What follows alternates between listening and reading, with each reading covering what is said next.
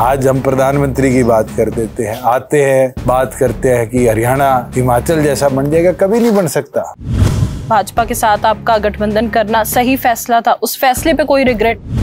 आज उसकी हीट हमने झेली है लोकसभा में। दिग्विजय चौटाला ने ये कहा है कि बीजेपी ने चौटाला परिवार हरियाणा में कमजोर किया और बीजेपी ने ही जो श्रोमणी अकाली दल है या जो बादल परिवार है वो पंजाब में कमजोर किया। आप उनकी स्टेटमेंट से सहमत हैं? अकाली दल ने एनडीए छोड़ी, मगर ऐसा क्या हुआ कि वो 40-3 पे आ गई। पिछली बार मोदी जी शायद 12 रैली कर गए थे, इस बार सुनने में आ रहा है 3-4 ही करेंगे। तो ये दिख रहा है कि कल्ट फिगर को भी एहसास हो चुका कि इस बार उनके रैली करने से भी हरियाणा की परिस्थिति नहीं बदली। किसानों में एक गिला है कि जब किसान आंदोलन चला उस समय आप किसानों के लिए जिस तरीके से स्टैंड लेना चाहिए था उस तरीके से जेजेपी ने नहीं लिया।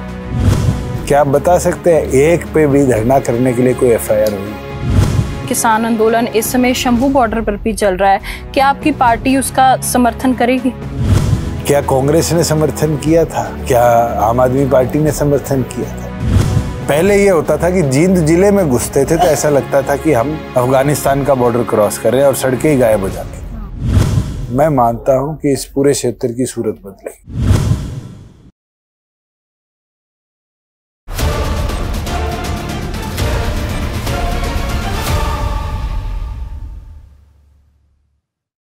प्राइम एशिया टीवी ਤੇ ਤੁਹਾਡਾ ਸਵਾਗਤ ਹੈ। ਮੈਂ ਹਾਂ ਤੁਹਾਡੇ ਨਾਲ ਹਰਸਿਮਰਨ ਕੌਰ। ਇੱਕ ਵਾਰ ਫਿਰ ਤੋਂ ਲੈ ਕੇ ਹਾਜ਼ਰ ਹਾਂ ਪ੍ਰੋਗਰਾਮ ਪ੍ਰਾਈਮ ਹਰਿਆਣਾ। ਹਰਿਆਣੇ ਦੇ ਵਿੱਚ ਇਸ ਵੇਲੇ ਆ ਤੇ ਹਰਿਆਣੇ ਦੇ ਵਿੱਚ ਚੋਣ ਪ੍ਰਚਾਰ ਸਿਖਰਾਂ ਤੇ ਹੈ। ਸਾਰੀ ਹੀ ਸਿਆਸੀ ਪਾਰਟੀਆਂ ਦੇ ਵੱਲੋਂ ਤਿਆਰੀ ਖਿੱਚ ਲਈ ਗਈ ਹੈ। ਅੱਜ ਹਰਿਆਣਾ ਦੇ ਸਾਬਕਾ ਡਿਪਟੀ ਮੁੱਖ ਮੰਤਰੀ ਦੁਸ਼ਯੰਤ ਚੌਟਾਲਾ ਜੀ ਸਾਡੇ ਨਾਲ ਨੇ, ਉਹਨਾਂ ਦੇ ਨਾਲ ਗੱਲਬਾਤ ਕਰਾਂਗੇ ਤੇ ਇਹਨਾਂ ਚੋਣਾਂ ਦੇ ਵਿੱਚ ਉਹਨਾਂ ਦੀ ਕੀ ਸਟ੍ਰੈਟਜੀ ਰਹਿਣ ਵਾਲੀ ਹੈ ਇਸ ਬਾਰੇ ਖਾਸ ਚਰਚਾ ਹੋਏਗੀ। चौटाला साहब स्वागत है, सत श्री अकाल। बहुत बहुत धन्यवाद, सत श्री अकाल। चौटाला साहब 10 साल आपका राजनीतिक सफर 10 साल का रहा है, 4.5 साल आप सत्ता में भी रहे हैं। राजनीति में आप आगे की संभावनाएं क्या कुछ आपको नजर आती हैं? अभी तो बहुत लंबा सफर है और अगले 40-45 साल यही रहना है, यही सफर आगे भी चलता रहेगा कि प्रदेश को कैसे आगे बढ़ाया जाए। और हमने 10 साल में चाहे पार्लियामेंट के मेंबर के तौर पर चाहे विधानसभा के सदस्य के तौर पर बहुत से ऐसे काम करे हैं जो आज के दिन प्रदेश को और ख़ास तौर पर कमेरे किसान को आगे लेकर गए हैं। चाहे वो ट्रैक्टर के ऊपर जब केंद्र सरकार टैक्स लगाना चाह रही थी उस समय उसको टैक्स मुक्त कराने की बात हो, दोबारा उसको एग्रीकल्चर व्हीकल डिक्लेयर करने की बात हो, और हरियाणा पहला प्रदेश बना जो 2 दिन के अंदर डायरेक्ट बैंक ट्रांसफ़र के माध्यम से किसान की फसल की पूरी पेमेंट करने लगा। तो ये कदम है और मुझे लगता है कि आम नागरिक हर व्यक्ति ये समझ चुका है कि उनके जीवन में ये इन कदमों ने कहीं ना कहीं बहुत लाभ भी किया है और सरल भी बनाया है। जी 4.5 साल आपका गठबंधन भी रहा है भाजपा के साथ, भाजपा की सफलताएं और असफलताएं आपको क्या क्या नजर आती हैं? देखिए, मैं तो ये मानता हूँ कई ऐसे कदम थे जैसे प्रॉपर्टी आईडी का है, परिवार पहचान पत्र का है। आप आम नागरिक से पूछेंगे तो आम नागरिक इसके अंदर परेशान पीड़ित हुआ है। और भी बहुत सी ऐसी चीज़ें जैसे एजुकेशन है, जिस तरीके से दिल्ली के साथ होकर डेवलपमेंट होनी चाहिए थी, हमने हायर एजुकेशन पे तो ज़रूर फोकस रखा, स्कूल एजुकेशन उस तरह डेवलप नहीं हो पाई और एक बहुत बड़ा रिफ्ट टकराव हमारे प्राइवेट स्कूल्स के अंदर रहा और धीरे धीरे गवर्नमेंट स्कूल्स भी उस वजह से कमज़ोर हुए और ख़ास तौर पर कोविड ने एक सेटबैक दिया है। जी। चुनाव प्रचार आपका कैसा चल रहा है? आप दौरा भी कर रहे हैं, चुनाव प्रचार में लोगों का हुंगारा कैसा है, लोग कैसी? देखिए, लोगों का विश्वास है, लोगों ने देखा है कि 4.5 साल में हमने जो वादे करे थे उनको हमने कदम दर कदम कैसे संपूर्ण किया। पहला, महिलाओं को 50% पंचायती राज में हिस्सेदारी देने का। हमारे प्रदेश में BCA जैसे खाती है, नाई है, तेली है, कुम्हार है, सुनार है, जोगी है, इनको पंचायती राज में हिस्सेदारी नहीं थी। हमने 8% इनकी पंचायती राज में हिस्सेदारी सुनिश्चित करी। महिलाओं को रोज़गार का अवसर दिया जाए, हमने 33% राशन डिपो में हिस्सेदारी सुनिश्चित करी। उसके साथ साथ सबसे महत्वपूर्ण, जो प्राइवेट सेक्टर की इंडस्ट्री हमारे बीच में से निरंतर भाग रही थी उसको हम कैसे वापस लेकर आए, उसमें हम कामयाब रहे और मारुति दुनिया का सबसे बड़ा कार मैन्युफैक्चरिंग प्लांट 10 लाख गाड़ियां सालाना खरखोदा में बनाएगी। ATL जो आपके मोबाइल फोन, इन कैमरे के अंदर जो बैटरीज होती है, इन बैटरी बनाने वाली दुनिया की सबसे बड़ी कंपनी है, उसको नूह जैसे बैकवर्ड क्षेत्र में हम लेकर आए। हमने फ्लिपकार्ट का एशिया का सबसे बड़ा वेयर हाउस 140 एकड़ में पाटी हाजीपुर मानेसर के साथ लगता हुआ गाँव है, वहाँ स्थापित किया। बिरला कंपनी की ग्रासिम पेंट्स की पहली फैक्ट्री हमारे पानीपत जिले में लग रही है। हिसार का एयरपोर्ट था जो सिर्फ बातों बातों में एयरपोर्ट कहलाता था, मगर उसको स्वरूप देकर 7300 एकड़ के अंदर इंटरनेशनल लेवल का इंडिया का सबसे बड़ा एयरपोर्ट वहाँ हमने विकसित किया है।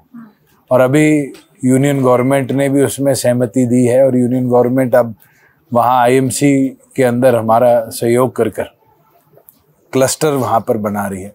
तो ये छोटे छोटे कदम नहीं है, मगर ये कई कदम है जो इसने प्रदेश को विकसित करने में हमारा साथ दिया। जी, चुनाव के दिनों में रूटीन क्या रहती है एक पॉलिटिशियन की? क्योंकि अभी मैं बात कर रही थी आपके आने से पहले, उन्होंने मुझे बताया कि रात को 12 बजे तक भी जनसभाएं होती हैं। हम तो परसों 1:45 बजे फारिग हुए।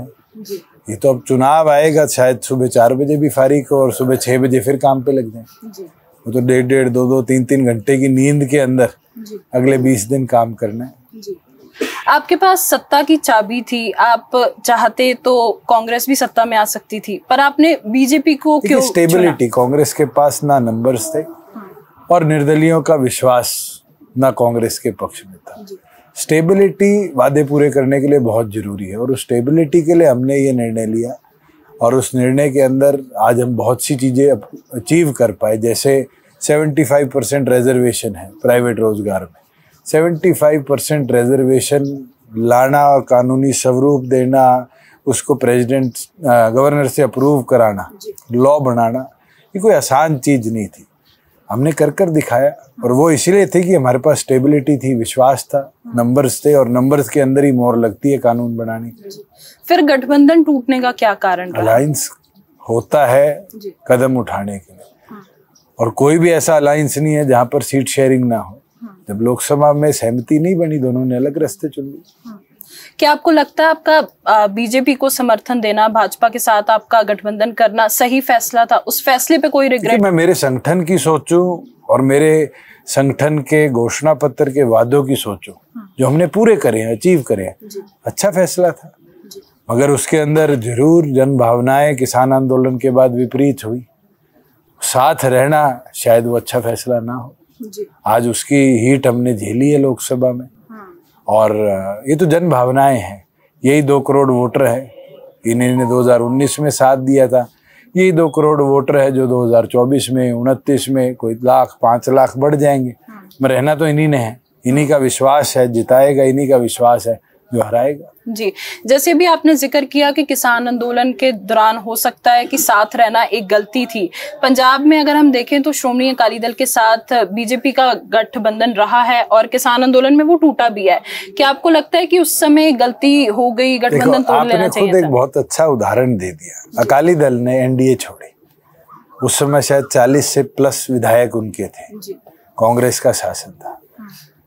शायद इसलिए छोड़ी होगी कि जन भावनाएं चाह रही थी बीजेपी का साथ छोड़े, मगर ऐसा क्या हुआ कि वो 40-3 पे आ गए, जिसमें बादल साहब जैसे दिग्गज जो लगातार इतने चुनाव जीतते रहे, अपने अंतिम सांस से पहले अंतिम चुनाव में हार गए। तो जन भावनाओं का किस रुख पलटाव हो जाए ये समझना बहुत जरूरी है। और हमने लोकसभा में देखा है, लोकसभा में लोगों का एक रुख था हरियाणा के अंदर खास तौर पर कि हमने बीजेपी हरानी है, संविधान बचाना है। और जो बीजेपी और संविधान वाली बात पर एक पक्ष ले गए, उन्हें सब ने उस समय इंडिया अलायंस को वोट दिया। आप उठाकर देखो कुरुक्षेत्र की सीट में अगर सुशील गुप्ता को 4.5 लाख से ऊपर वोट मिलते हैं तो कहीं ना कहीं वो पोलराइजेशन 2 नेशनलिस्ट गठबंधनों के बीच में होगी, इंडिया के बीच में और NDA के बीच में। जब स्टेट इलेक्टोरल की बात आती है, जब रीजनल मुद्दों पे बात आती है, हरियाणा ने भूपेंद्र हुड्डा का 10 साल का शासन देखा है और आज जिस एरिया में आप आए हैं सड़कों भी तो टूटी नहीं मिली आपको। पहले ये होता था कि जींद जिले में घुसते थे तो ऐसा लगता था कि हम अफगानिस्तान का बॉर्डर क्रॉस कर रहे हैं और सड़कें ही गायब हो जाती हैं। आज अगर आप जींद जाएंगे तो आपको 19 फ्लोर का एक मेडिकल कॉलेज बनता दिखेगा, जो हरियाणा की सबसे ऊंची सरकारी बिल्डिंग है। जींद जिले में तो पैचवर्क भी नहीं होता था सड़कों का। आज यहाँ 40 एकड़ में पूरे सिटी को फीड करने के लिए एक स्पेशलाइज्ड भाखड़ा का पानी लाकर वाटर टैंक रिजर्वायर कह लीजिए बन रहा है, और वाटर वर्क्स के माध्यम से अब भाखड़ा का पानी पूरे शहर को मिलेगा।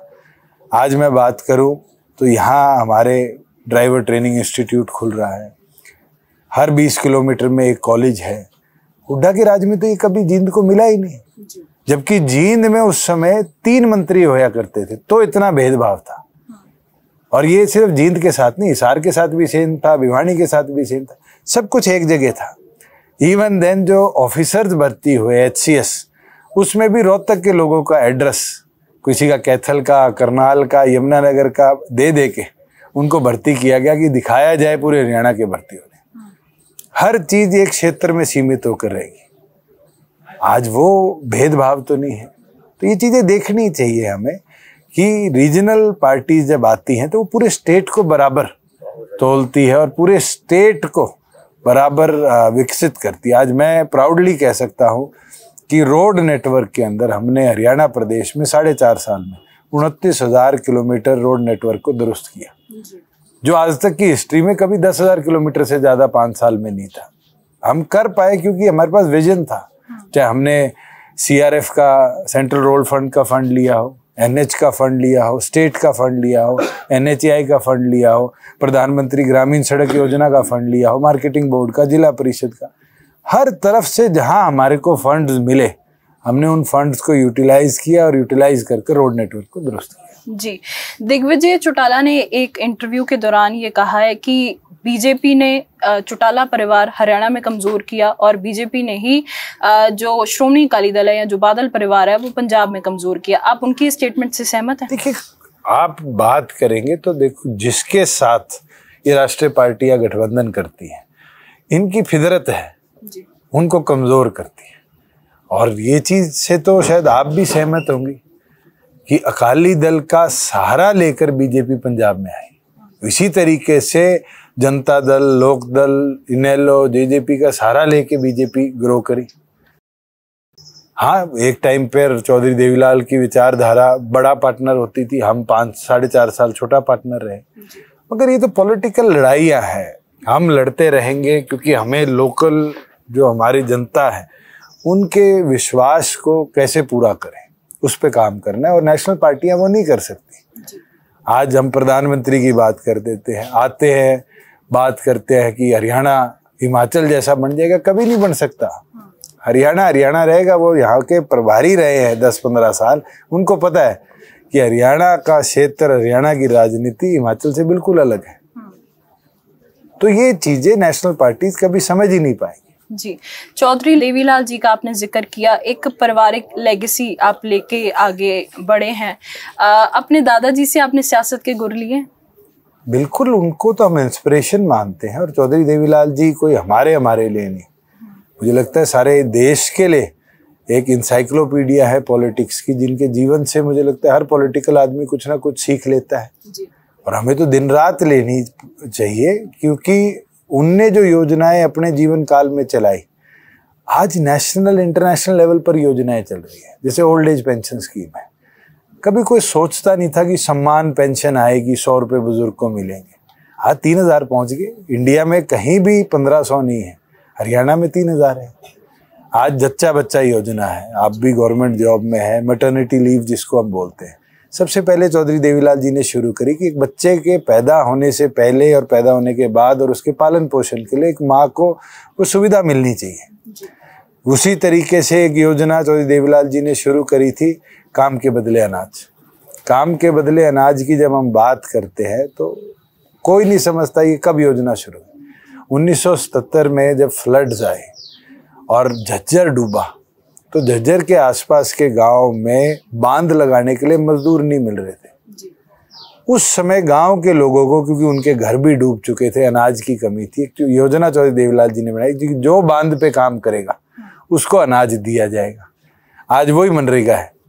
काम के बदले उसको पैसे मिल जाते हैं। तो ये चीजें मुझे लगता है हम भी अपने जीवन के अंदर पब्लिक लाइफ में रहते हैं, ये वहीं से ही सीखने को मिलती है कि हम किस एक छोटे से कदम से कितने लार्जर एक वोटर का कह लीजिए या इलेक्ट्रोल का कह लीजिए या अपने स्टेट के लोगों का कह लीजिए फायदा कर सकते हैं। जी, पंजाब की अगर मैं बात करूं तो पंजाब में मनप्रीत बादल की घर वापसी की चर्चा चल रही है। जिस तरीके से डिम्पी ढिल्लों ने भी कहा है कि मनप्रीत बादल एक बार फिर से श्रोमणी अकाली दल में वापसी कर सकते हैं, क्या चौटाला परिवार फिर से इकट्ठा हो सकता है? मुझे नहीं लगता, अभी तो हम इलेक्शन में हैं, आमने सामने लड़ रहे हैं, तो जो होगा 5 साल बाद की चर्चा है। जी, अर्जुन होराव उनकी भी स्टेटमेंट आई है, उन्होंने कहा कि जो जननायक जनता पार्टी है वो इस पर अपनी जमानतें जब्त करवाएगी। चलिए, किसी के कहे पार्टियों के निर्णय नहीं होते, ये तो वोटर्स के बटन दबाए पार्टी के भविष्य तय होता है। और ये कहना कौन कह रहा है? हमें तो लास्ट टाइम भी इलेक्शंस में कोई पॉलिटिकल पार्टी नहीं थी जो ये कहती थी कि जेजेपी का खाता खुलेगा।